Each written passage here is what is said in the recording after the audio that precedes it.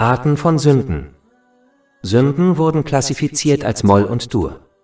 Im Laufe der Zeit viele Definitionen gegeben wurden, was genau eine schwere Sünde ist. Eine einfache Klassifizierung ist, dass jede Sünde, die der Islam der islamischen Regierung zur Bestrafung befohlen hat, wird als schwere Sünde eingestuft. Eine weitere Klassifizierung ist, dass jede Sünde, die im Zusammenhang mit Höllenfeuer, dem Zorn Allahs des Erhabenen oder dem Fluch Allahs des Erhabenen erwähnt wird, eine schwere Sünde ist. Zum Beispiel ist Verleumdung eine schwere Sünde, da sie im heiligen Koran verflucht wird. Kapitel 104 Al-Humaza, Vers 1. Wehe jedem Verleumder und Lästerer. Einige Muslime glauben, dass es nur 7 große Sünden gibt, die erwähnt wurden in einem Hadith, der in Sahih Bukhari Nummer 2766 zu finden ist. Aber sie erkennen nicht, dass, obwohl es sich bei diesen 7 um schwere Sünden handelt, es nicht bedeutet, dass es nur 7 sind. Tatsächlich gibt es noch andere Hadithe, die andere schwere Sünden erwähnen, wie beispielsweise Ungehorsam gegenüber den Eltern. Dieser Hadith findet sich in Sahih Bukhari, Nummer 6273. Die 7 schweren Sünden, die in dem oben zitierten Hadith genannt werden, sind Polytheismus, Magie, das Töten eines Unschuldigen, Geschäfte mit finanziellen Interessen, die Aneignung des Vermögens von Waisen, die Flucht vom Schlachtfeld und die Beschuldigung einer unschuldigen Frau der Unzucht. Es ist wichtig zu beachten, dass kleinere Sünden, die jemand begeht, aus Sicht des Islam zu großen Sünden werden. Schwere Sünden werden nur durch aufrichtige Reue vergeben, während kleinere Sünden durch das Vermeiden schwerer Sünden und rechtschaffene Taten getilgt werden können.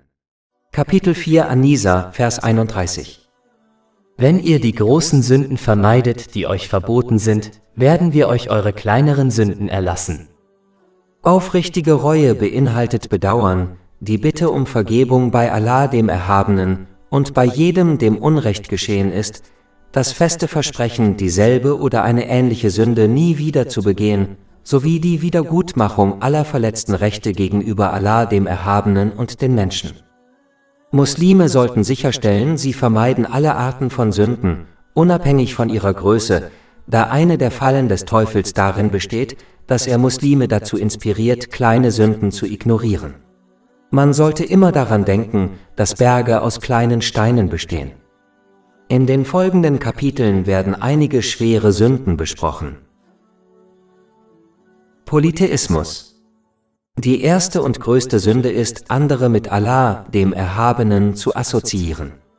Dies wurde vom heiligen Propheten Muhammad, Friede und Segen seien auf ihm, in einem Hadith bestätigt, der in Sahih Bukhari Nummer 6273 zu finden ist.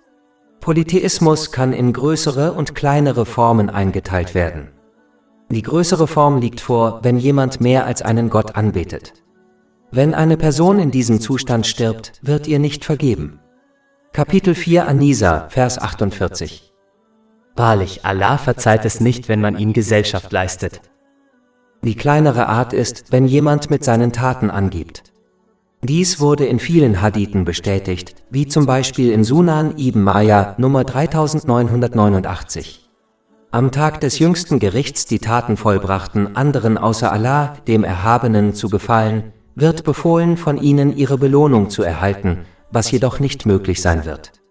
Dies wird in einem Hadith bestätigt, der in Jami at-Tirmidhi Nummer 3154 zu finden ist. Wenn der Teufel jemanden nicht davon abhalten kann, rechtschaffene Taten zu vollbringen, wird er versuchen, seine Absicht zu verderben und so seine Belohnung zunichte zu machen. Wenn er seine Absicht nicht auf offensichtliche Weise verderben kann, versucht er, sie auf subtile Weise zu verderben.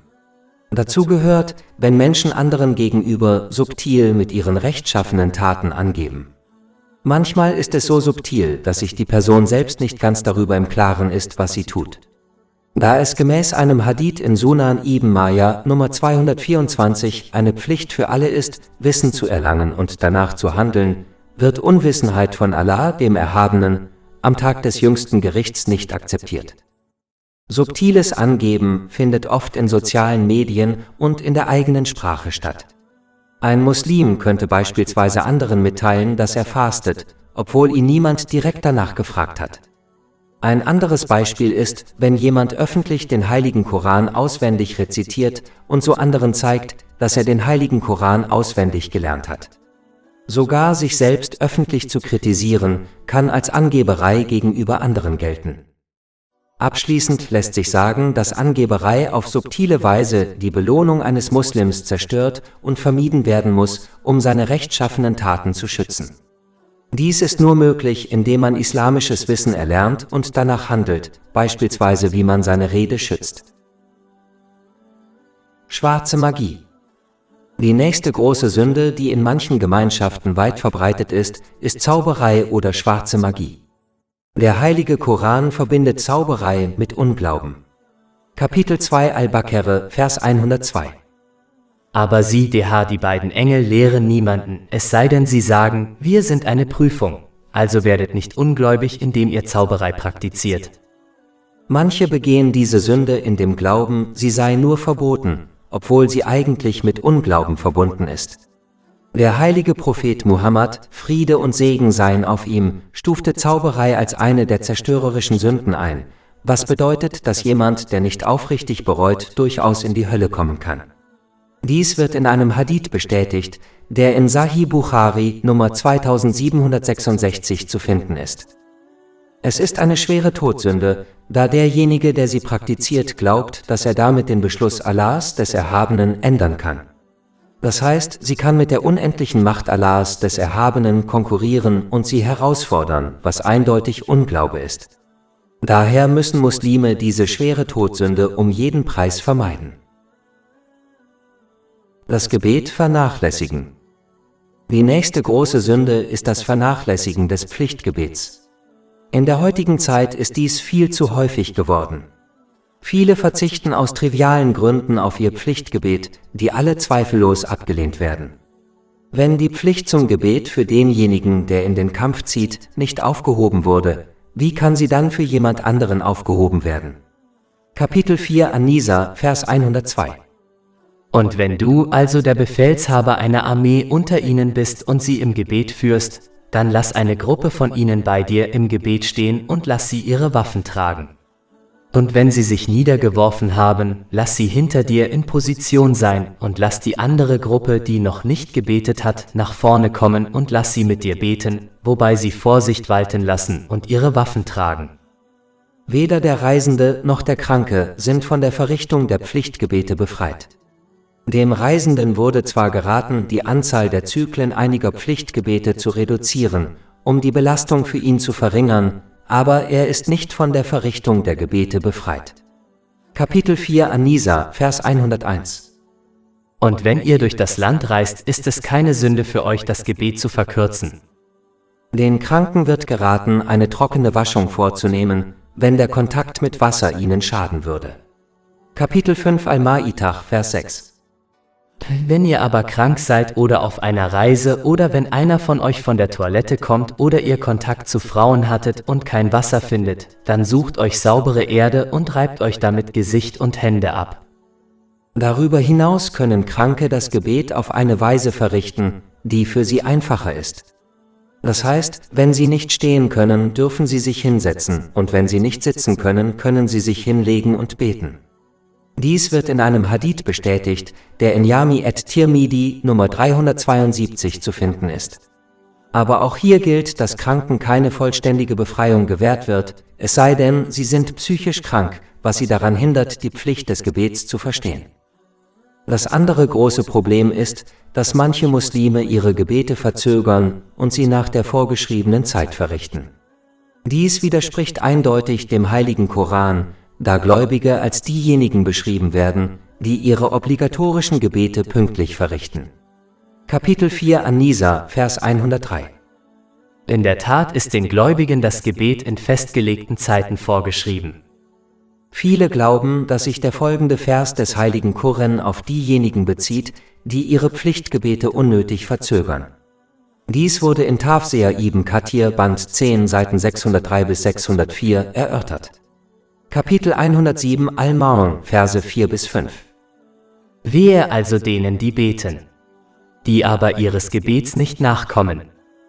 Hier hat Allah, der Erhabene, diejenigen, die diese böse Eigenschaft angenommen haben, eindeutig verflucht.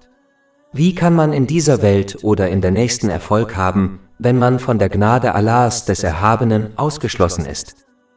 Das Unterlassen der obligatorischen Gebete ist eine so schwere Sünde, dass der heilige Prophet Muhammad, Friede und Segen seien auf ihm, in einem Hadith in Jami at-Tirmidhi, Nummer 2621, erklärte, dass jeder, der diese Sünde begeht, nicht an den Islam glaubt.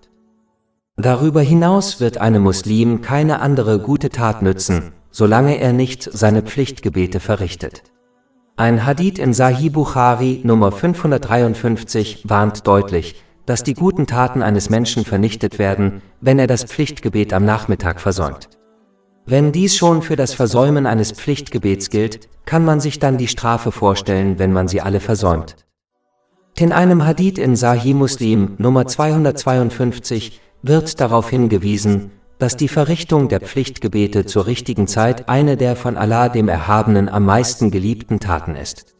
Daraus lässt sich schlussfolgern, dass das Verschieben der Pflichtgebete über ihre Zeit hinaus oder das vollständige Versäumen derselben eine von Allah dem Erhabenen am meisten gehasste Tat ist. Es ist eine wichtige Pflicht aller Älteren, die ihnen anvertrauten Kinder schon in jungen Jahren zum Verrichten der Pflichtgebete zu ermutigen, damit sie diese einführen, bevor sie gesetzlich bindend werden. Erwachsene, die dies hinauszögern und warten, bis ihre Kinder älter sind, haben diese äußerst wichtige Pflicht versäumt. Kinder, die erst zum Verrichten der Pflichtgebete ermutigt wurden, als diese zur Pflicht wurden, haben dies nur sehr selten schnell getan. In den meisten Fällen dauert es Jahre, bis sie diese wichtige Pflicht richtig erfüllen. Und die Schuld dafür tragen insbesondere die Älteren der Familie, die Eltern. Aus diesem Grund hat der heilige Prophet Muhammad, Friede und Segen auf ihm, in einem Hadith in Sunan Abu Dawud, Nummer 495 empfohlen, dass Familien ihre Kinder zum Verrichten der Pflichtgebete mit 7 Jahren ermutigen müssen. Ein weiteres großes Problem vieler Muslime besteht darin, dass sie zwar die obligatorischen Gebete verrichten, dies jedoch nicht korrekt tun. Viele führen beispielsweise die einzelnen Gebetsphasen nicht richtig aus und hetzen stattdessen durch.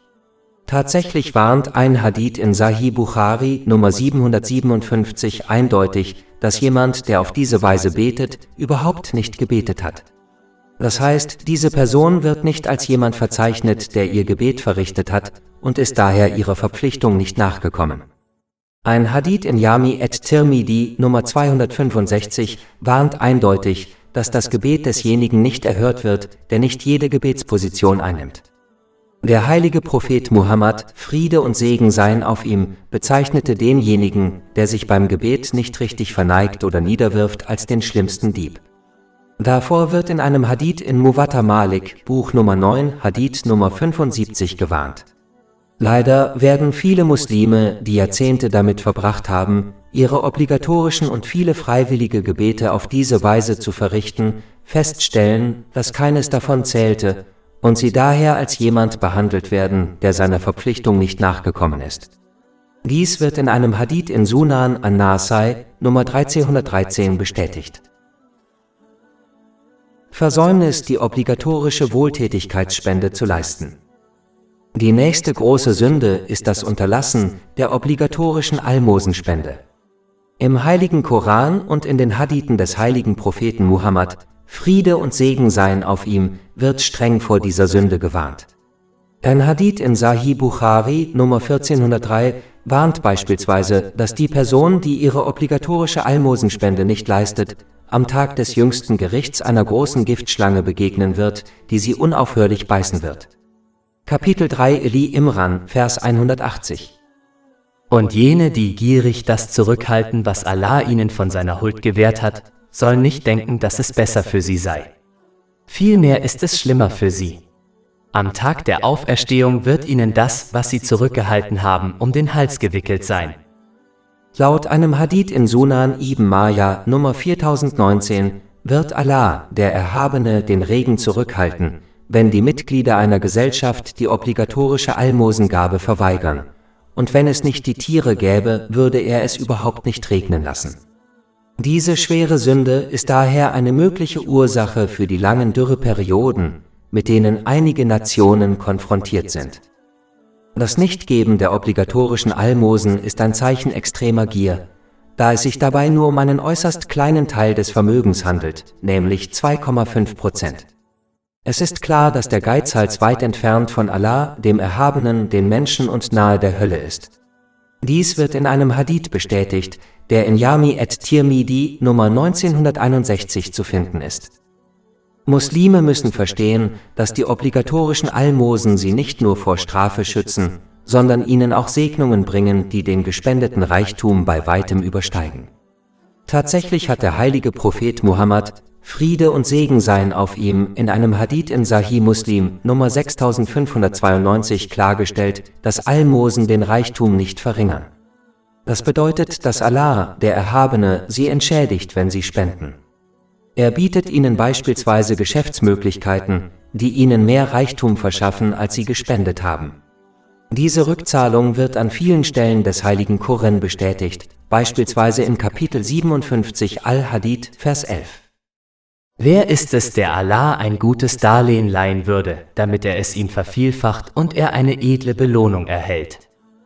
Darüber hinaus könnte dieser Hadith darauf hinweisen, dass der Lebensunterhalt eines jeden Menschen im Voraus festgelegt ist und sich der Reichtum, der für ihn ausgegeben werden soll, nie ändert, unabhängig davon, wie viel Reichtum eine Person spendet.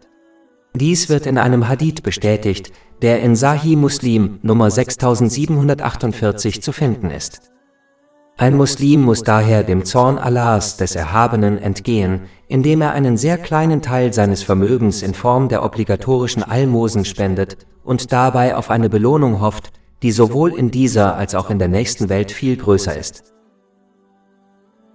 Vernachlässigung des obligatorischen Fastens. Die nächste große Sünde ist, ein obligatorisches Fasten ohne triftigen Grund zu versäumen.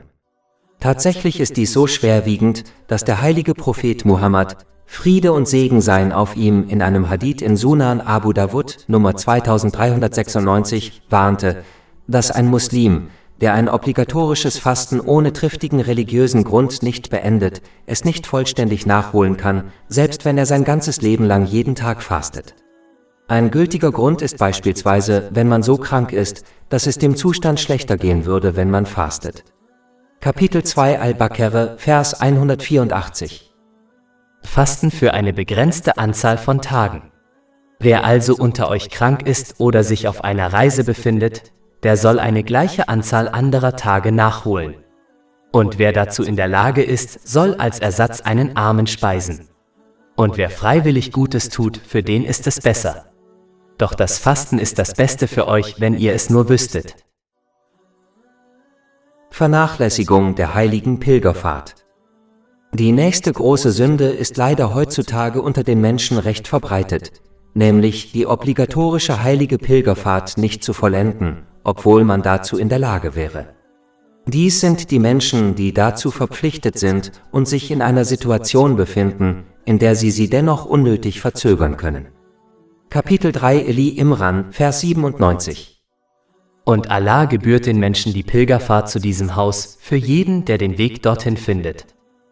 Der heilige Prophet Muhammad, Friede und Segen seien auf ihm, hat in einem Hadith in Jami at-Tirmidhi Nummer 812 eine strenge Warnung ausgesprochen. Wenn ein Muslim in der Lage ist, seine obligatorische heilige Pilgerfahrt durchzuführen und dies versäumt, kann er genauso gut sterben wie ein Nicht-Muslim. Leider schieben Muslime diese wichtige Pflicht oft mit fadenscheinigen Ausreden auf, weil sie nicht verstehen, wie ernst die Sache ist. Respektlosigkeit gegenüber den Eltern. Die nächste große Sünde ist, seinen Eltern gegenüber respektlos zu sein.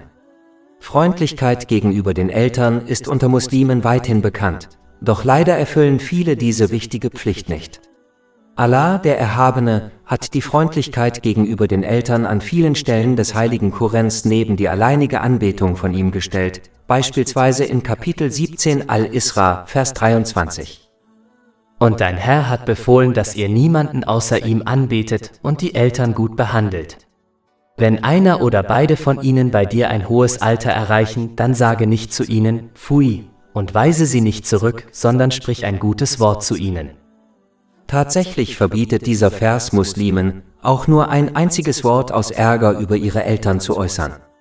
An einer anderen Stelle des heiligen Koran verbindet Allah, der Erhabene, die Dankbarkeit ihm gegenüber mit der Dankbarkeit gegenüber den Eltern. Kapitel 31 Luqman, Vers 14. Sei mir und deinen Eltern dankbar.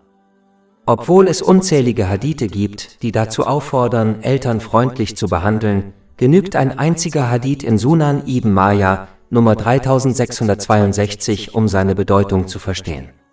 Der heilige Prophet Muhammad, Friede und Segen seien auf ihm, antwortete jemandem, der fragte, welche Rechte die eigenen Eltern hätten, indem er erklärte, dass sie das Paradies oder die Hölle eines Kindes seien. Das heißt, wenn jemand seine Eltern um Allahs Willen freundlich behandelt, kann er deswegen durchaus ins Paradies eingelassen werden. Aber diejenigen, die ihre Eltern schlecht behandeln, können deswegen durchaus in die Hölle geschleudert werden.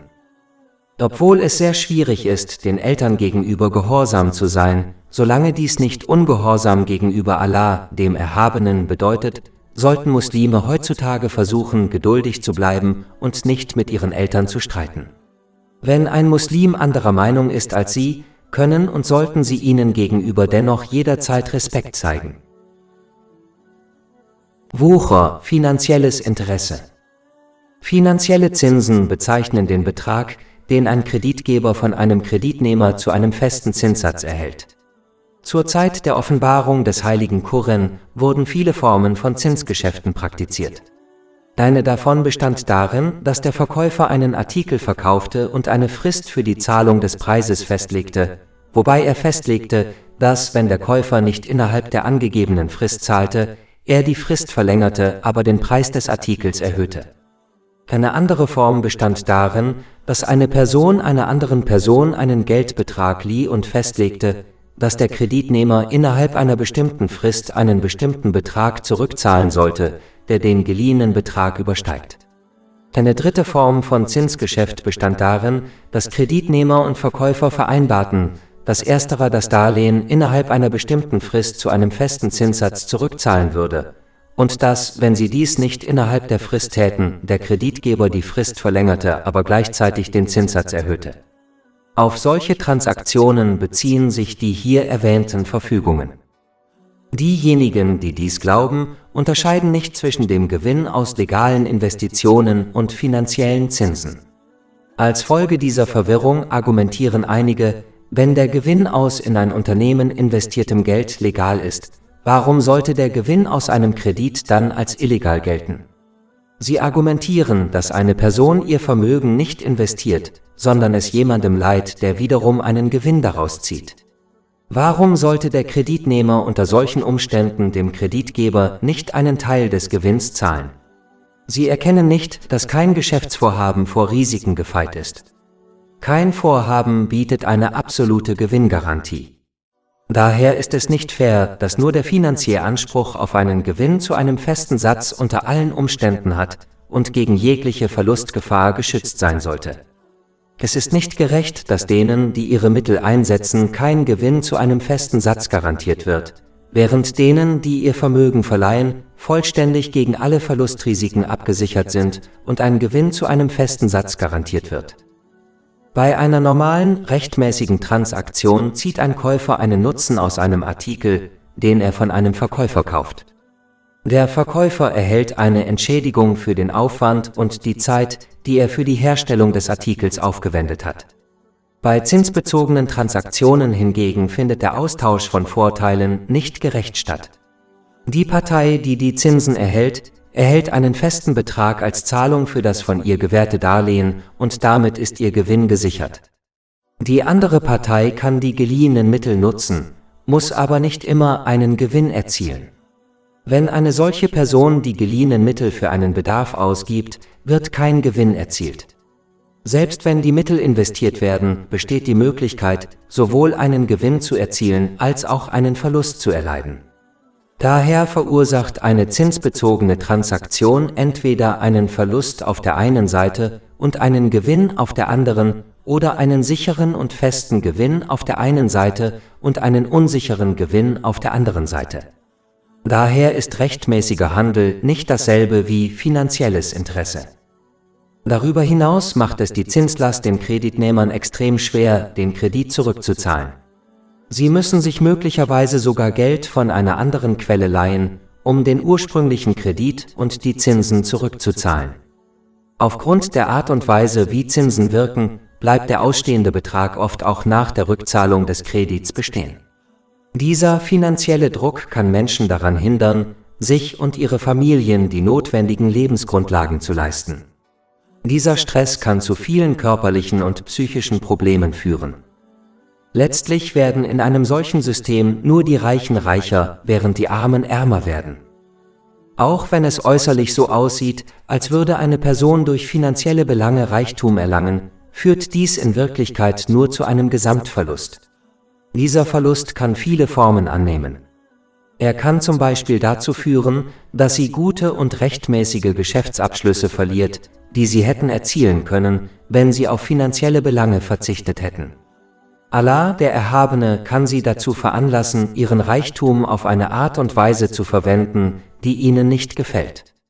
Sie können zum Beispiel an körperlichen Beschwerden leiden, die sie dazu veranlassen, ihren kostbaren unrechtmäßigen Reichtum auszugeben und ihn somit nicht auf eine Art und Weise zu verwenden, die ihnen gefällt.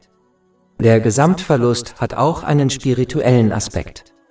Je mehr sie sich mit finanziellen Belangen beschäftigen, desto bedeutsamer wird ihre Gier. Ihre Gier nach weltlichen Dingen wird nie befriedigt, was sie per Definition arm macht, selbst wenn sie viel Reichtum besitzen. Diese Menschen werden den ganzen Tag von einem weltlichen Problem zum nächsten gehen und keine Zufriedenheit erreichen, da sie die Gnade verloren haben, die mit rechtmäßigen Geschäften und Reichtum einhergeht. Dies kann sie sogar dazu drängen, durch finanzielle Belange und andere Mittel noch mehr unrechtmäßigen Reichtum anzuhäufen. Der Verlust im Jenseits ist offensichtlicher. Sie werden am Tag des jüngsten Gerichts mit leeren Händen dastehen, da Allah, der Erhabene, keine gute Tat anerkennt, die auf Unrecht beruht, wie etwa Almosen mit unrechtmäßigem Vermögen zu geben. Man muss kein Gelehrter sein, um zu wissen, wo diese Person am Tag des jüngsten Gerichts wahrscheinlich landen wird. Es besteht ein großer Unterschied zwischen legalen Geschäftstransaktionen und interessebezogenen Transaktionen. Erstere spielen eine positive Rolle in der Gesellschaft, während letztere zu ihrem Niedergang führen. Von Natur aus erzeugen Zinsen Gier, Egoismus, Apathie und Grausamkeit gegenüber anderen. Sie führen zur Anbetung des Reichtums und zerstören Mitgefühl und Einheit mit anderen. Auf diese Weise können sie die Gesellschaft sowohl aus wirtschaftlicher als auch aus moralischer Sicht ruinieren. Wohltätigkeit hingegen ist das Ergebnis von Großzügigkeit und Mitgefühl. Durch gegenseitige Zusammenarbeit und Wohlwollen wird sich die Gesellschaft positiv entwickeln, was wiederum allen zugute kommt. Es ist offensichtlich, dass eine Gesellschaft, deren Individuen im Umgang miteinander egoistisch sind und in der die Interessen der Reichen den Interessen der einfachen Leute direkt entgegenstehen, nicht auf stabilen Grundlagen ruht. In einer solchen Gesellschaft wachsen statt Liebe und Mitgefühl zwangsläufig gegenseitige Gehässigkeit und Bitterkeit. Zusammenfassend lässt sich sagen, dass sich Handel, Industrie und Landwirtschaft in einer solchen Gesellschaft verbessern werden, wenn die Menschen ihre eigenen Bedürfnisse und die ihrer Angehörigen befriedigen und dann ihren Überschuss für wohltätige Zwecke ausgeben oder an gegenseitig legalen Geschäftsvorhaben teilnehmen. Der Lebensstandard in einer Gesellschaft wird steigen und die Produktion wird viel höher sein als in Gesellschaften, in denen die Wirtschaftstätigkeit durch finanzielle Interessen eingeschränkt wird. Trennung der Verwandtschaftsbande. Die nächste große Sünde ist, die Verbindung zu Verwandten abzubrechen. Dies ist eine sehr ernste Angelegenheit, deren Folgen sich leider viele nicht bewusst sind. Ein einziger Hadith in Sahih Muslim, Nummer 6519, weist auf die Ernsthaftigkeit hin. Allah, der Erhabene, wird seine barmherzige Verbindung zu demjenigen abbrechen, der aus weltlichen Gründen die Verbindung zu seinen Verwandten abbricht. Besonders in der asiatischen Gemeinschaft wird oft beobachtet, dass ein Muslim aus kleinlichen weltlichen Gründen die Verbindung zu einem Verwandten abbricht, obwohl er jahrelang gut von ihm behandelt wurde. Erst nach dem Tod des Verwandten zeigt der Muslim Reue, obwohl es jetzt zu spät ist. Dies ist eine ignorante Mentalität und muss sich ändern. Wie kann man erwarten, in dieser oder der nächsten Welt Erfolg zu haben, wenn Allah, der Erhabene, seine Barmherzigkeit von einem abschneidet? Tatsächlich warnte der heilige Prophet Muhammad, Friede und Segen seien auf ihm, in einem Hadith in Sahih Bukhari, Nummer 5984 eindeutig, dass derjenige, der wegen weltlicher Angelegenheiten die Bindungen zu seinen Verwandten abbricht, nicht ins Paradies kommt. Darüber hinaus ist das Abtrennen von Verwandtschaftsbanden eine Eigenschaft, die Allah, der Erhabene, im heiligen Koran verflucht hat. Eine Person, die auf diese Weise verflucht ist, wird nur eine Schwierigkeit nach der anderen erleben, bis sie diese Welt verlässt, um noch mehr Schwierigkeiten zu erleben. Kapitel 47 Muhammad, Verse 22-23. Würdest du etwa, wenn du dich abkehrst, Unheil auf der Erde stiften und deine Bindungen abbrechen? Jene, die das tun, sind diejenigen, die Allah verflucht hat. Selbst wenn jemand ein sündiger Muslim ist, sollte ein Verwandter die Verbindung zu ihm nicht abbrechen. Stattdessen sollte er ihm beharrlich raten, seinen Ungehorsam gegenüber Allah, dem Erhabenen, aufzugeben und ihn in keiner Weise bei seinem bösen Verhalten unterstützen. Nur wenn man sich durch das böse Verhalten seines Verwandten bedroht fühlt, sollte man ihn um jeden Preis meiden. Kapitel 4 An-Nisa, Vers 1. Und fürchtet Allah, durch den ihr einander bittet, und die Gebärmütter. Stolz. Die nächste große Sünde ist Hochmut. In einem Hadith, der in Sahih Muslim Nummer 265 zu finden ist, warnte der heilige Prophet Muhammad, Friede und Segen seien auf ihm, dass eine Person, die auch nur ein Fünkchen Hochmut in ihrem Herzen trägt, nicht ins Paradies kommen wird. Er stellte klar, dass Hochmut dann besteht, wenn eine Person die Wahrheit ablehnt und auf andere herabsieht. Keine noch so große Menge guter Taten wird jemandem nützen, der stolz ist. Das ist ganz offensichtlich, wenn man den Teufel betrachtet und wie ihm seine zahllosen Jahre der Anbetung nichts nützten, als er stolz wurde. Tatsächlich verbindet der folgende Vers Stolz eindeutig mit Unglauben. Daher muss ein Muslim diese böse Eigenschaft um jeden Preis vermeiden. Kapitel 2 Al-Baqarah, Vers 34. Und als wir zu den Engeln sagten, werft euch vor Adam nieder, warfen sie sich nieder außer Iblis. Er weigerte sich und verhielt sich überheblich und wurde einer der Ungläubigen. Der Stolze ist derjenige, der die Wahrheit ablehnt, wenn sie ihm präsentiert wird, einfach weil sie nicht von ihm kommt und weil sie seine Wünsche und seine Mentalität in Frage stellt. Der stolze Mensch glaubt auch, er sei anderen überlegen, obwohl er sich seines eigenen endgültigen Endes und des endgültigen Endes anderer nicht bewusst ist. Das ist schlichte Ignoranz. In Wirklichkeit ist es dumm, auf irgendetwas stolz zu sein, da Allah, der Erhabene, geschaffen und gewährt hat alles, was ein Mensch besitzt.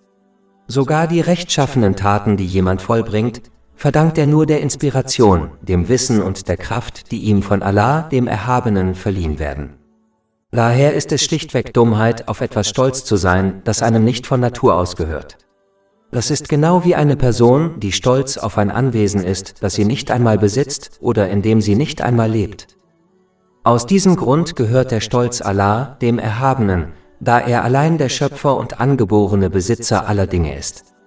Derjenige, der Allah, den Erhabenen, in Stolz herausfordert, wird in die Hölle geworfen. Dies wird in einem Hadith bestätigt, der in Sunan Abu Dawud Nummer 4090 zu finden ist. Ein Muslim sollte stattdessen in die Fußstapfen des heiligen Propheten Muhammad treten und Demut annehmen. Die Demütigen erkennen wirklich, dass alles Gute, das sie besitzen, und alles Böse, vor dem sie geschützt sind, von niemand anderem als Allah, dem Erhabenen, kommt. Daher ist Demut für einen Menschen angemessener als Stolz. Man sollte sich nicht täuschen lassen und glauben, dass Demut zu Schande führt, da niemand mehr geehrt wurde als die demütigen Diener Allahs, des Erhabenen.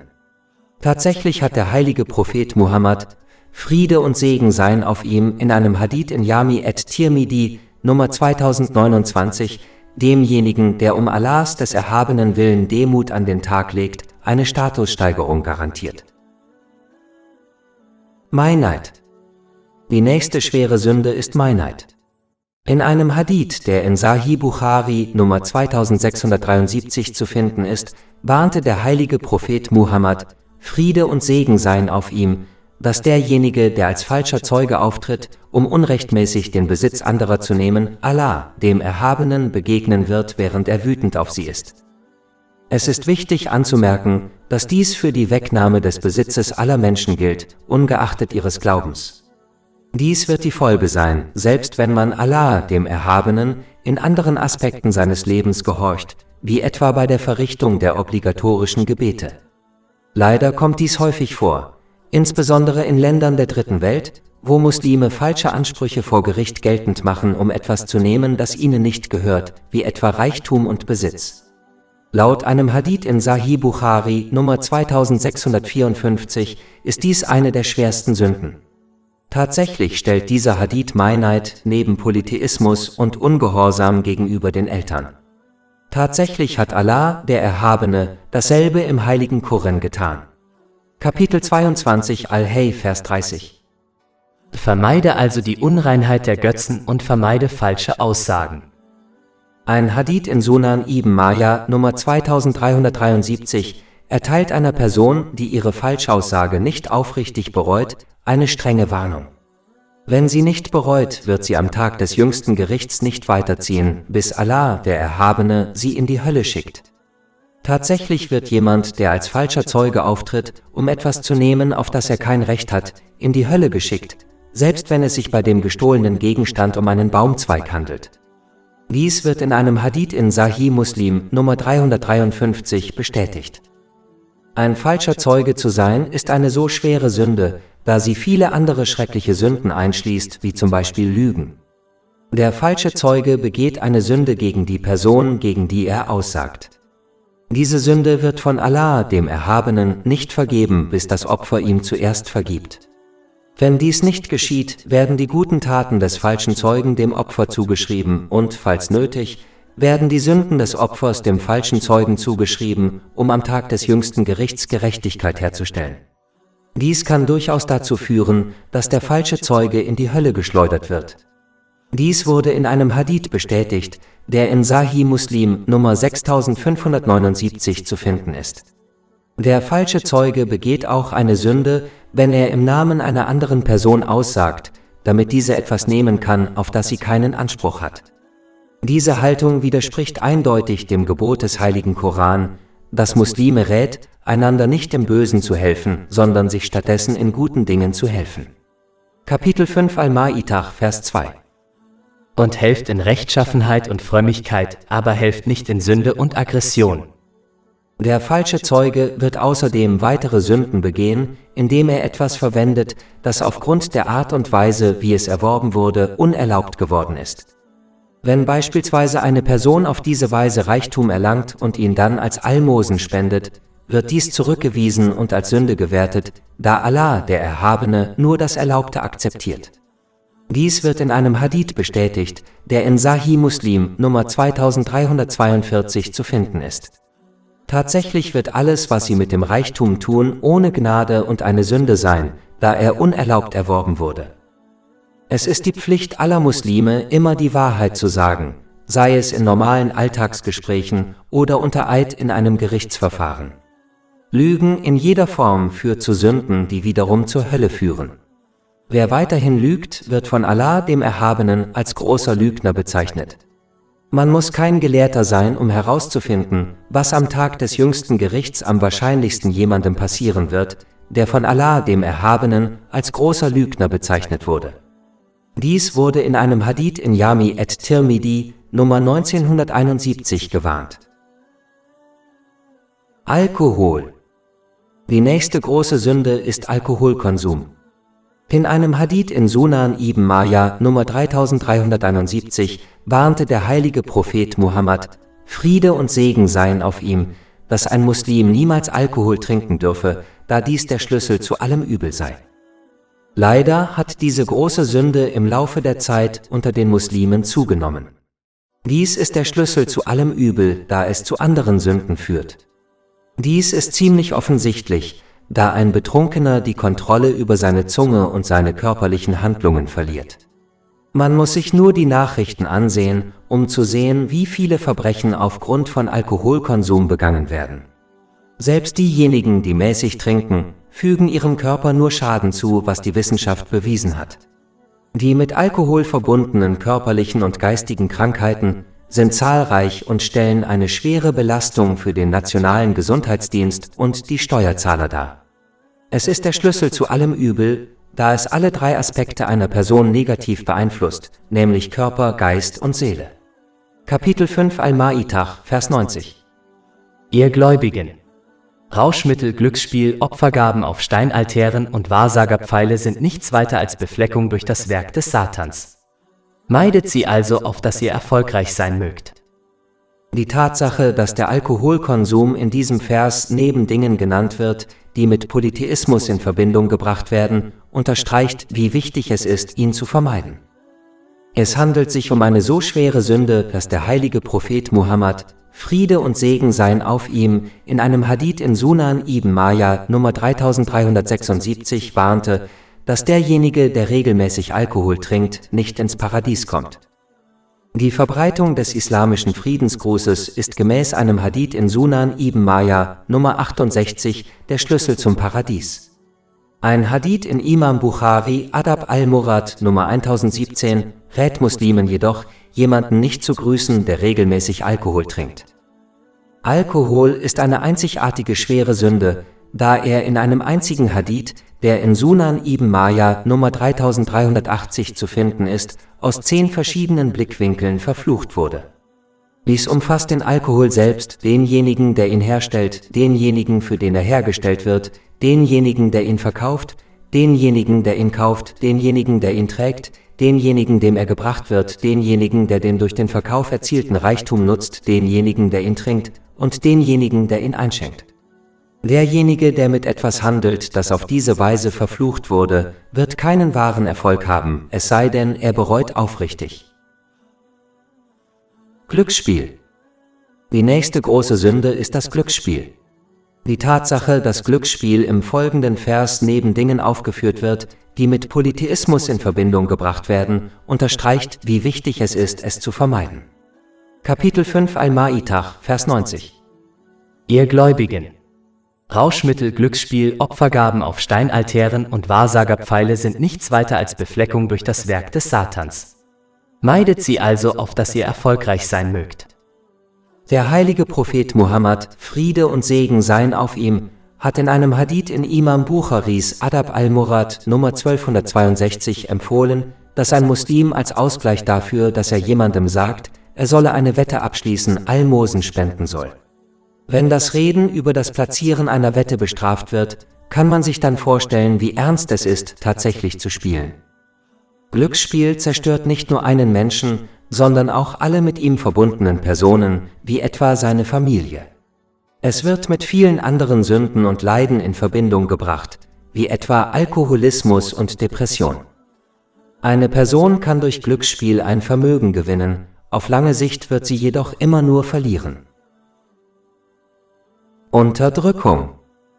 Die nächste große Sünde ist Ungerechtigkeit und Unterdrückung. In einem Hadith, der in Sahih Bukhari Nummer 2447 zu finden ist, warnte der heilige Prophet Muhammad, Friede und Segen seien auf ihm, dass Unterdrückung am Tag des jüngsten Gerichts zur Finsternis werden wird. Dies muss unbedingt vermieden werden, denn wer in Dunkelheit versinkt, wird den Weg ins Paradies kaum finden. Nur wer ein Licht als Wegweiser hat, wird dies erfolgreich tun können. Unterdrückung kann viele Formen annehmen. Die erste Art ist, wenn jemand die Gebote Allahs, des Erhabenen, nicht befolgt und seine Verbote missachtet. Auch wenn dies keinen Einfluss auf den unendlichen Status Allahs, des Erhabenen hat, wird die Person dadurch in beiden Welten in die Dunkelheit eintauchen. Laut einem Hadith in Sunan ibn Majah Nummer 4244 wird jedes Mal, wenn eine Person eine Sünde begeht, ein schwarzer Fleck in ihr spirituelles Herz geätzt. Je mehr sie sündigt, desto mehr wird ihr Herz von Dunkelheit umgeben sein. Dies wird sie daran hindern, die wahre Führung in dieser Welt anzunehmen und zu befolgen, was letztendlich zur Dunkelheit in der nächsten Welt führen wird. Kapitel 83 Al-Mutaffifin, Vers 14. Nein, vielmehr hat der Makel ihrer Verdienste ihre Herzen bedeckt. Die nächste Art der Unterdrückung besteht darin, dass man sich selbst unterdrückt, indem man das Vertrauen, das einem von Allah dem Erhabenen in Form seines Körpers und anderer weltlicher Segnungen, die man besitzt, entgegengebracht wurde, nicht erfüllt. Der größte dieser Segnungen ist der eigene Glaube. Dieser muss durch den Erwerb und die Ausübung islamischen Wissens geschützt und gestärkt werden. Die anderen Segnungen, die man besitzt, müssen auf eine Weise genutzt werden, die Allah dem Erhabenen gefällt. Die letzte Art der Unterdrückung ist die Misshandlung anderer. Allah, der Erhabene, wird diese Sünden nicht vergeben, bis das Opfer des Unterdrückers sie zuerst vergibt. Da die Menschen nicht so barmherzig sind, ist dies unwahrscheinlich. Dann wird am Tag des jüngsten Gerichts Gerechtigkeit herrschen, an dem die rechtschaffenen Taten des Unterdrückers seinem Opfer und, falls nötig, dem Unterdrücker die Sünden des Opfers gegeben werden. Dies kann dazu führen, dass der Unterdrücker in die Hölle geschleudert wird. Davor wurde in einem Hadith gewarnt, der in Sahih Muslim Nummer 6579 zu finden ist. Man sollte daher andere so behandeln, wie man selbst von anderen behandelt werden möchte. Ein Muslim sollte alle Formen der Unterdrückung vermeiden, wenn er ein leuchtendes Vorbild in dieser und der nächsten Welt sein möchte. Verwendung unerlaubter Dinge. Die nächste große Sünde ist die Verwendung von Unerlaubtem. Das ist der Fall, wenn jemand etwas Unerlaubtes verwendet. Dazu gehört die Verwendung von unerlaubtem Vermögen, die Verwendung von unerlaubten Gegenständen und der Verzehr von unerlaubten Lebensmitteln. Es ist wichtig zu beachten, dass die spezifischen Dinge, die im Islam als unerlaubt bezeichnet werden, wie z.B. Alkohol, nicht die einzigen Dinge sind, die unerlaubt sind. Tatsächlich können sogar erlaubte Dinge unerlaubt werden, wenn sie durch unerlaubte Dinge erworben wurden. Zum Beispiel kann ein erlaubtes Lebensmittel unerlaubt werden, wenn es mit unerlaubtem Vermögen gekauft wurde. Daher ist es für Muslime wichtig, sicherzustellen, dass sie nur mit erlaubten Dingen handeln, da nur ein Element des Unerlaubten ausreicht, um jemanden zu ruinieren. Tatsächlich warnte der heilige Prophet Muhammad, Friede und Segen seien auf ihm, einmal in einem Hadith, der in Sahih Muslim Nummer 2346 zu finden ist, dass alle Bittgebete desjenigen, der Unrechtmäßiges tut, abgelehnt werden. Wenn Allah, der Erhabene, seine Bittgebete ablehnt, kann man dann erwarten, dass irgendeine seiner guten Taten angenommen wird? Dies wurde tatsächlich in einem anderen Hadith beantwortet, der in Sahih Bukhari Nummer 1410 zu finden ist. Der heilige Prophet Muhammad, Friede und Segen seien auf ihm, warnte eindeutig, dass Allah, der Erhabene, nur das Erlaubte akzeptiert. Daher wird jede Tat, die auf Unrechtmäßigem beruht, wie die Durchführung der heiligen Pilgerfahrt mit unrechtmäßigem Besitz, abgelehnt. Tatsächlich warnte der heilige Prophet Muhammad, Friede und Segen seien auf ihm, in einem Hadith in Sahih Bukhari, Nummer 3118, dass diese Art von Person am Tag des jüngsten Gerichts in die Hölle geschickt wird. Kapitel 2 Al-Baqarah, Vers 188. Und verzehrt nicht das Vermögen der anderen auf unrechtmäßige Weise, und schickt es nicht als Bestechung an die Herrscher, damit sie euch helfen, einen Teil des Vermögens der Menschen in Sünde zu verzehren, obwohl ihr wisst, dass es verboten ist. Liegen. Die nächste große Sünde ist wahrscheinlich die am häufigsten begangene große Sünde, nämlich das ständige Lügen. Leider ist Lügen eine viel zu weit verbreitete Sünde in der heutigen Gesellschaft, obwohl der heilige Prophet Muhammad, Friede und Segen seien auf ihm, diese Sünde ausdrücklich als einen Aspekt der Heuchelei bezeichnet hat. Dies wird in einem Hadith in Sahih Bukhari, Nummer 2459 bestätigt. Lügen ist inakzeptabel, egal ob es sich um eine kleine Lüge handelt oder um eine Lüge zum Spaß. Tatsächlich wurde derjenige, der lügt, um andere zum Lachen zu bringen, sein Ziel ist nicht, jemanden zu täuschen, in einem Hadith in Jami et-Tirmidhi, Nummer 2315, dreimal verflucht.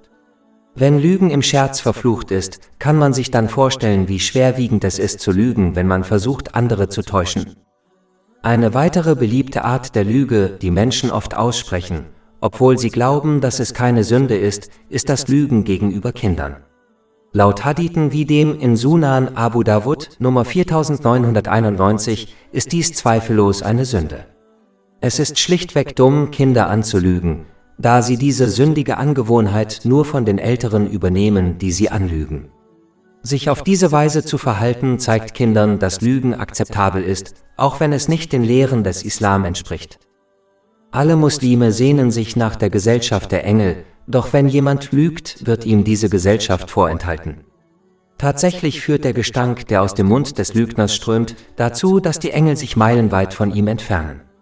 Dies wird in einem Hadith bestätigt, der in Jami at-Tirmidhi Nummer 1972 zu finden ist. Nur in sehr seltenen und extremen Fällen ist Lügen akzeptabel, zum Beispiel wenn man lügt, um das Leben einer unschuldigen Person zu schützen. Daher müssen Muslime jede Form der Lüge vermeiden, unabhängig davon, mit wem sie sich unterhalten. Bestechung. Die nächste große Sünde ist Bestechung. In einem Hadith, der in Jami at-Tirmidhi Nummer 1337 zu finden ist, warnte der heilige Prophet Muhammad, Friede und Segen seien auf ihm, dass sowohl derjenige, der Bestechungsgelder anbietet, als auch derjenige, der Bestechungsgelder annimmt, verflucht sind. Ein Fluch bedeutet den Verlust der Gnade Allahs des Erhabenen. Wenn dies geschieht, ist wahrer, dauerhafter Erfolg in weltlichen und religiösen Angelegenheiten nicht möglich. Welchen weltlichen Erfolg man auch immer erlangt, wie z.B. Reichtum durch Bestechung, wird in beiden Welten zu einer Quelle großer Schwierigkeiten und Strafen, wenn man nicht aufrichtig bereut. Darüber hinaus ist es ohne die Barmherzigkeit Allahs des Erhabenen nicht möglich, die drei Aspekte des Glaubens richtig zu erfüllen, nämlich die Gebote Allahs des Erhabenen zu befolgen, seine Verbote zu missachten und dem Schicksal mit Geduld entgegenzutreten.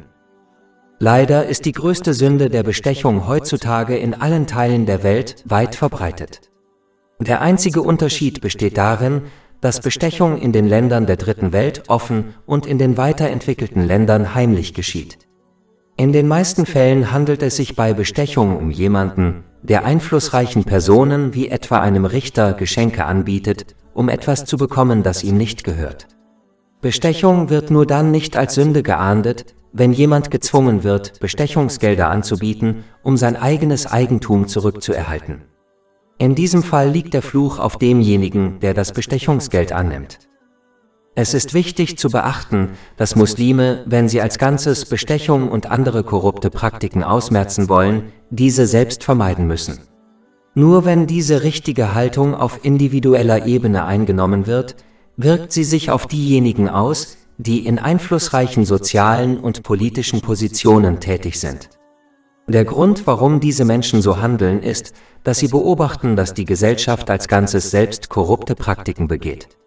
Wenn jedoch die Gesellschaft auf individueller Ebene diese Praktiken ablehnt, würde es keine Person in einer einflussreichen sozialen oder politischen Position wagen, so zu handeln, da sie weiß, dass die Menschen dies nicht dulden würden. Angeben. Die nächste große Sünde ist, vor anderen mit seinen guten Taten zu prahlen. In einem Hadith, der in Jami at-Tirmidhi Nummer 3154 zu finden ist, warnte der heilige Prophet Muhammad, Friede und Segen seien auf ihm, dass diejenigen, die Taten zum Wohle anderer vollbringen, wie zum Beispiel angeben, anstatt sie für die Freude Allahs des Erhabenen zu tun, am Tag des jüngsten Gerichts von den Menschen, für die sie gehandelt haben, dafür bestraft werden, was in Wirklichkeit nicht möglich ist. Es ist wichtig zu verstehen, dass die Grundlage aller Taten und sogar des Islam selbst die Absicht des Einzelnen ist. Dies ist genau das, wonach Allah, der Erhabene, die Menschen gemäß einem Hadith in Sahih Bukhari Nummer 1 beurteilt. Ein Muslim sollte sicherstellen, dass er alle religiösen und nützlichen weltlichen Handlungen um Allahs, des erhabenen Willen ausführt, damit er in beiden Welten von ihm belohnt wird. Ein Zeichen dieser korrekten Mentalität ist, dass diese Person weder erwartet noch wünscht, dass die Menschen sie für ihre Taten wertschätzen oder sich bei ihnen bedanken. Wenn jemand dies wünscht, dann zeigt dies seine falsche Absicht. Darüber hinaus verhindert das Handeln mit der richtigen Absicht Traurigkeit und Bitterkeit, denn wer zum Wohle anderer handelt, wird irgendwann auf undankbare Menschen treffen. Dies führt dazu, dass die Person wütend und verbittert wird, weil sie das Gefühl hat, ihre Mühe und Zeit verschwendet zu haben. Leider sieht man dies oft bei Eltern und Verwandten, da sie ihre Pflichten gegenüber ihren Kindern und Verwandten oft um deren Willen erfüllen, anstatt um Allahs des Erhabenen Willen.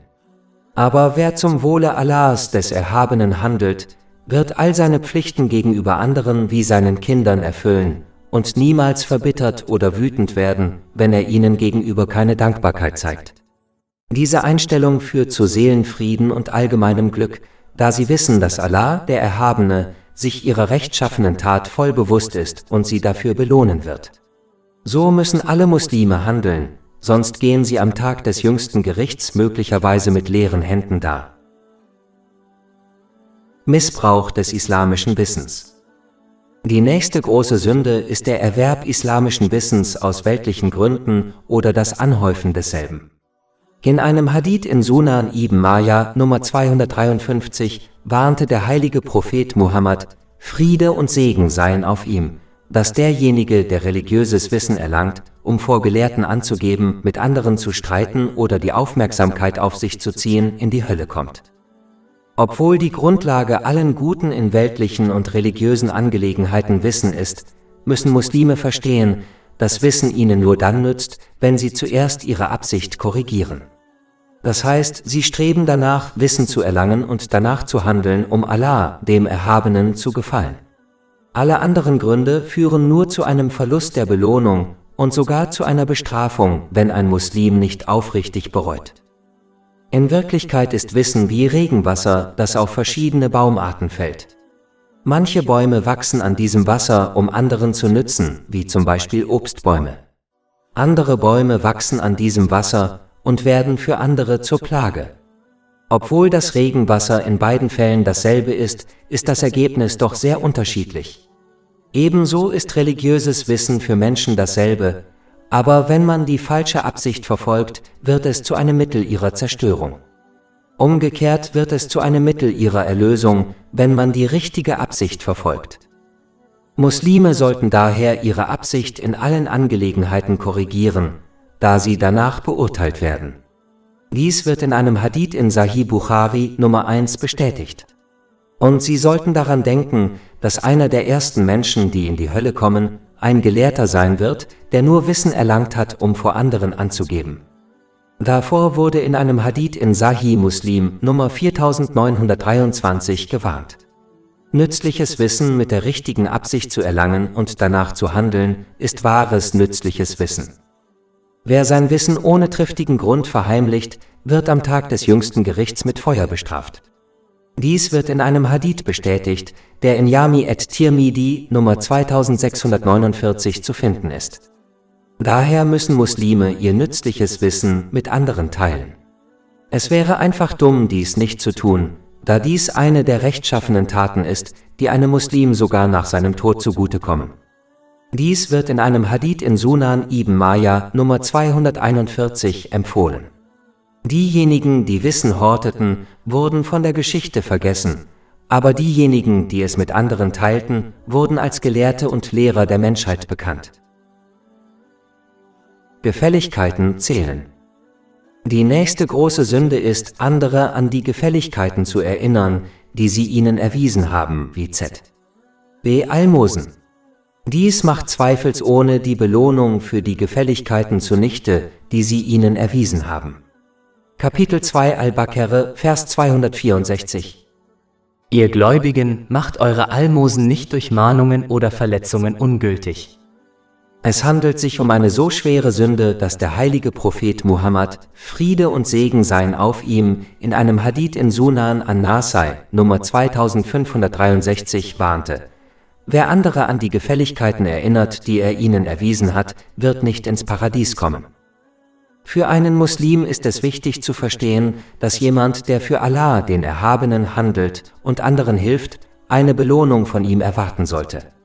Wenn man andere jedoch an die Gefälligkeiten erinnert, die man ihnen erwiesen hat, beweist dies nur, dass man für die Menschen gehandelt hat, man möchte eine Art Entschädigung von den Menschen. Denjenigen, die für die Menschen rechtschaffene Taten vollbringen, wird gesagt, dass sie am Tag des jüngsten Gerichts ihre Belohnung von ihnen erhalten werden, was jedoch nicht möglich sein wird. Dies wird in einem Hadith bestätigt, der in Jami at-Tirmidhi Nummer 3154 zu finden ist. Spionage. Die nächste große Sünde ist das Ausspionieren anderer, um Fehler aufzudecken, die Allah, der Erhabene, verheimlicht hat. Kapitel 49 Al-Hujurat, Vers 12. Und spionieren Sie nicht. Der heilige Prophet Muhammad, Friede und Segen seien auf ihm, hat in einem Hadith in Sahih Bukhari Nummer 7042 gewarnt, dass jedem, der andere ausspioniert, beispielsweise indem er deren private Gespräche infiltriert, am Tag des jüngsten Gerichts geschmolzenes Blei in die Ohren gegossen wird. Muslime sollten verstehen, dass, wenn Allah, der Erhabene, allwissend ist und dennoch die Fehler anderer verbirgt, Muslime, die nur über begrenztes gottgegebenes Wissen verfügen, andere nicht mit der Absicht ausspionieren sollten, ihre Fehler und persönlichen Probleme aufzudecken. Wer die Fehler anderer aufdeckt, dessen Fehler werden von Allah, dem Erhabenen, aufgedeckt. Dies wird in einem Hadith bestätigt, der in Sunan Ibn Majah Nummer 2546 zu finden ist. Stattdessen sollten Muslime nach dem anderen Teil dieses Hadith handeln, nämlich die Fehler anderer zu verbergen, damit Allah, der Erhabene, ihre Fehler verbirgt. Tale-Bearing. Die nächste große Sünde ist das Erzählen von Gerüchten und die Verbreitung von Klatsch. In einem Hadith, der in Sahih Muslim Nummer 290 zu finden ist, warnte der heilige Prophet Muhammad, Friede und Segen seien auf ihm, dass derjenige, der bösartige Gerüchte verbreitet, nicht ins Paradies kommen wird. Das ist derjenige, der Gerüchte verbreitet, ob sie nun wahr sind oder nicht, und das führt zu Problemen zwischen Menschen, zu zerrütteten und zerbrochenen Beziehungen. Das ist eine böse Eigenschaft, und diejenigen, die sich so verhalten, sind in der Tat menschliche Teufel, denn diese Mentalität gehört niemand anderem als dem Teufel. Er versucht immer Trennung zwischen Menschen zu verursachen. Allah, der Erhabene, hat diese Art von Menschen im heiligen Koran verflucht. Kapitel 104 Al-Humaza, Vers 1. Wehe jedem Spötter und Spötter. Wie kann man von Allah, dem Erhabenen, erwarten, dass er ihre Probleme löst und sie segnet, wenn dieser Fluch sie umgibt? Das Erzählen von Geschichten ist nur dann akzeptabel, wenn man andere vor einer Gefahr warnt. Es ist die Pflicht eines Muslims, Verleumdern keine Beachtung zu schenken, da es sich um böse Menschen handelt, denen man nicht trauen oder denen man nicht glauben sollte. Kapitel 49 Al-Hujurat, Vers 6. Ihr Gläubigen, wenn ein Ungehorsam mit Informationen zu euch kommt, dann forscht nach, damit ihr nicht aus Unwissenheit einem Volk Schaden zufügt. Ein Muslim sollte dem Verleumder verbieten, mit dieser schlechten Eigenschaft fortzufahren und ihn auffordern, aufrichtig zu bereuen. Wie im heiligen Koran geboten, sollte ein Muslim keinen Groll gegen die Person hegen, die angeblich etwas Schlechtes über ihn gesagt hat. Kapitel 49 Al-Hujurat, Vers 12. Ihr Gläubigen, vermeidet viele negative Annahmen. Gewiss ist manche Annahme eine Sünde. Derselbe Vers lehrt Muslime, nicht zu versuchen, die Wahrheit des Verräters durch Ausspionieren anderer zu beweisen oder zu widerlegen. Kapitel 49 Al-Hujurat, Vers 12. Und spioniere nicht. Stattdessen sollte der Verleumder ignoriert werden. Ein Muslim sollte die Informationen, die ihm der Verleumder gegeben hat, keiner anderen Person gegenüber erwähnen oder den Verleumder erwähnen, da dies ihn selbst ebenfalls zum Verleumder machen würde. Muslime sollten das Erzählen von Gerüchten und die Gesellschaft von Gerüchtemachern vermeiden, da diese niemals Vertrauen oder Gesellschaft verdienen, solange sie nicht aufrichtig bereuen. Versprechen brechen. Die nächste große Sünde ist das absichtliche Brechen von Versprechen und Unzuverlässigkeit. Leider verhalten sich manche Muslime so, als würden sie für ihre Versprechen nicht zur Rechenschaft gezogen. Kapitel 17 Al-Isra, Vers 34. Und erfülle jede Verpflichtung. Wahrlich, die Verpflichtung ist immer das, worüber man befragt wird. Dazu gehören alle Gaben, die einem von Allah, dem Erhabenen, und den Menschen anvertraut wurden. Jeder Segen, den man besitzt, wurde einem von Allah, dem Erhabenen, anvertraut. Die einzige Möglichkeit, diese Gaben zu erfüllen, besteht darin, die Segnungen auf eine Weise zu nutzen, die Allah, dem Erhabenen, gefällt. Dadurch wird sichergestellt, dass man weitere Segnungen erhält, denn das ist wahre Dankbarkeit. Kapitel 14 Ibrahim, Vers 7. Und gedenke, als dein Herr verkündete, wenn ihr dankbar seid, werde ich eure Gunst gewiss vermehren. Es ist auch wichtig, die zwischenmenschlichen Vertrauensverhältnisse zu wahren. Derjenige, dem die Besitztümer einer anderen Person anvertraut wurden, sollte sie nicht missbrauchen und nur gemäß den Wünschen des Eigentümers verwenden. Eine der größten Vertrauensverhältnisse zwischen Menschen besteht darin, Gespräche geheim zu halten, es sei denn, es gibt einen offensichtlichen Vorteil, andere darüber zu informieren. Leider wird dies von Muslimen oft übersehen. Das größte Versprechen, das ein Muslim jemals gemacht hat, ist das Versprechen gegenüber Allah, dem Erhabenen, nämlich ihm aufrichtig zu gehorchen. Dies beinhaltet, seine Gebote zu befolgen, seine Verbote zu missachten und dem Schicksal mit Geduld entgegenzutreten.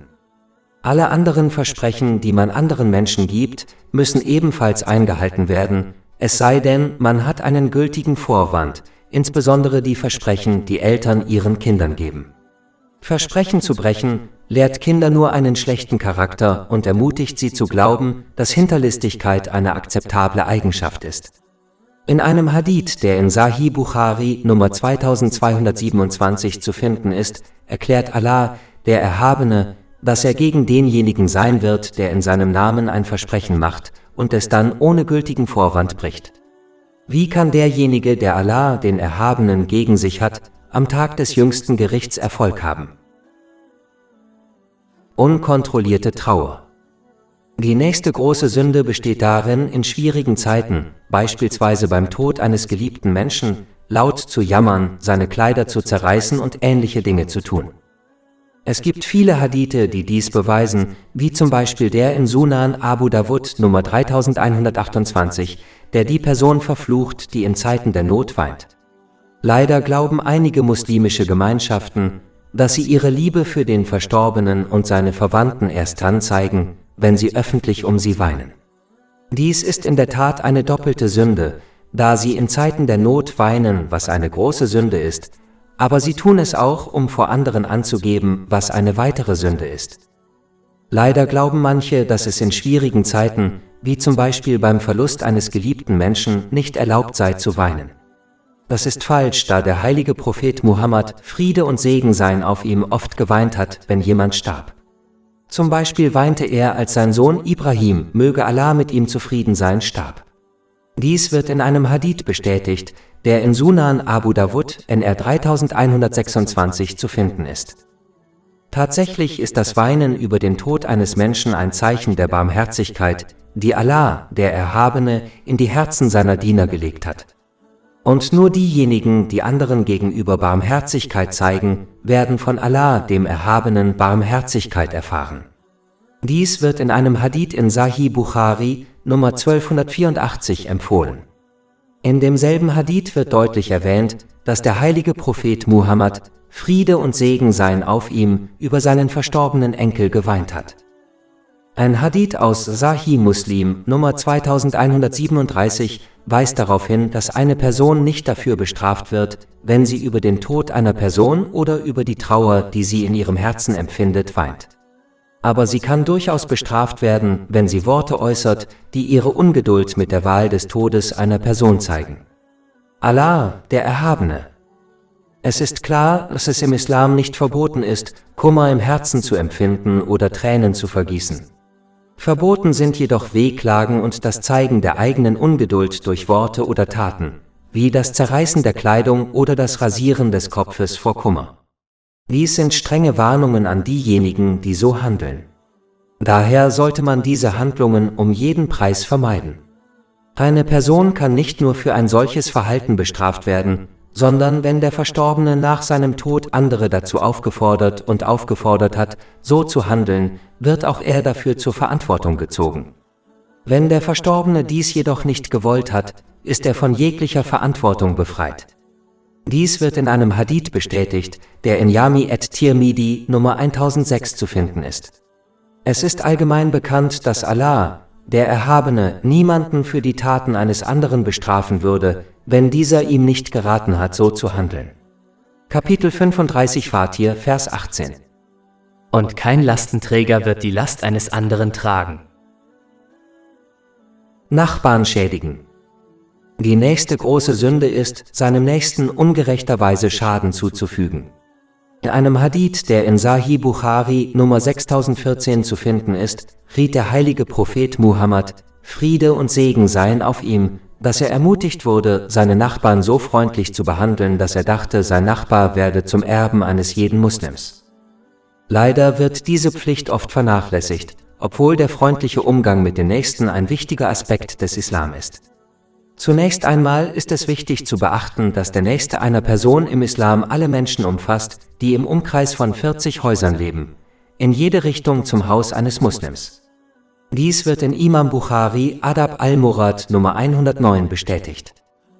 Der heilige Prophet Muhammad, Friede und Segen seien auf ihm, verband in einem Hadith in Sahih Muslim Nummer 174 einst den Glauben an Allah, den Erhabenen, und den Tag des jüngsten Gerichts mit der freundlichen Behandlung seines Nächsten. Dieser Hadith allein zeigt, wie wichtig es ist, seine Nächsten freundlich zu behandeln. Ein Hadith in Imam Bukhari Adab al-Murad Nummer 119 warnt, dass eine Frau, die ihre gesetzlichen Pflichten erfüllt und viel freiwillige Anbetung darbringt, in die Hölle kommen wird, weil sie ihre Nächsten durch ihre Worte schlecht behandelt. Wenn dies auf jemanden zutrifft, der seinem Nächsten mit Worten schadet, kann man sich dann die Schwere vorstellen, die darin liegt, seinem Nächsten körperlich Schaden zuzufügen? Ein Muslim muss geduldig sein, wenn er von seinem Nachbarn schlecht behandelt wird. Tatsächlich sollte ein Muslim in solchen Fällen freundlich zu ihm sein. Gutes mit Gutem zu vergelten ist nicht schwer. Ein guter Nachbar ist derjenige, der Böses mit Gutem vergilt. Ein Muslim sollte die Privatsphäre des Eigentums seines Nachbarn respektieren, ihn aber gleichzeitig grüßen und ihm Hilfe anbieten, ohne zu aufdringlich zu sein. Er sollte mit allen Mitteln unterstützt werden, die einem Menschen zur Verfügung stehen, beispielsweise finanzielle oder emotionale Unterstützung. Ein Muslim sollte immer die Fehler seiner Nachbarn verbergen. Die Fehler desjenigen, der die Fehler anderer verbirgt, werden von Allah, dem Erhabenen, vertuscht. Und die Fehler desjenigen, der die Fehler anderer offenlegt, werden von Allah, dem Erhabenen, offengelegt und öffentlich enteert. Dies wird in einem Hadith bestätigt, der in Sunan Abu Dawud Nummer 4880 zu finden ist. Die Hoffnung auf Allah, den Erhabenen, verlieren. Die nächste große Sünde ist, die Hoffnung auf die unendliche Gnade Allahs, des Erhabenen, zu verlieren. Kapitel 12 Jusuf, Vers 87. Wahrlich, niemand verzweifelt an der Erlösung durch Allah, außer den ungläubigen Menschen. In einem Hadith, der in Jami at-Tirmidhi Nummer 2459 zu finden ist, beschreibt der heilige Prophet Muhammad, Friede und Segen seien auf ihm, den Unterschied zwischen wahrer Hoffnung auf die Gnade Allahs des Erhabenen und Wunschdenken. Wahre Hoffnung besteht darin, dass man seine Seele kontrolliert, indem man den Ungehorsam gegenüber Allah, dem Erhabenen, vermeidet und aktiv darum kämpft, sich auf das Jenseits vorzubereiten. Der törichte Wunschdenker hingegen folgt seinen Wünschen und erwartet dann, dass Allah, der Erhabene, ihm vergibt und seine Wünsche erfüllt. Es ist wichtig, dass Muslime diese beiden Einstellungen nicht verwechseln, damit sie nicht als Wunschdenker leben und sterben.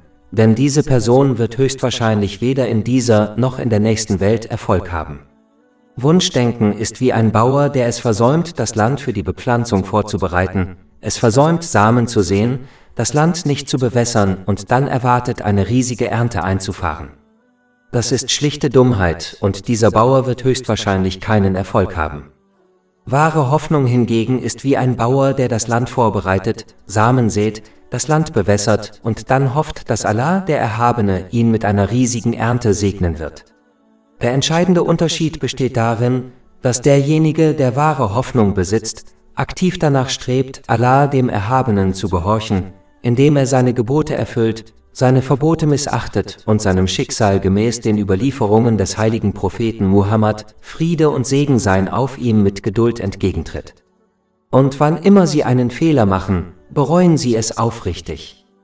Der Wunschdenker hingegen wird nicht aktiv danach streben, Allah, dem Erhabenen, zu gehorchen, sondern stattdessen seinen Wünschen folgen und dennoch erwarten, dass Allah, der Erhabene, ihm vergibt und seine Wünsche erfüllt.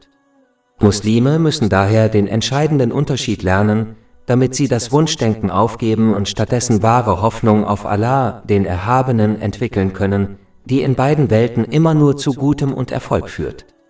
Dies wird in einem Hadith in Sahih Bukhari, Nummer 7405 angedeutet. Abschluss. Muslime sollten sich das notwendige Wissen aneignen, um kleinere und größere Sünden zu vermeiden.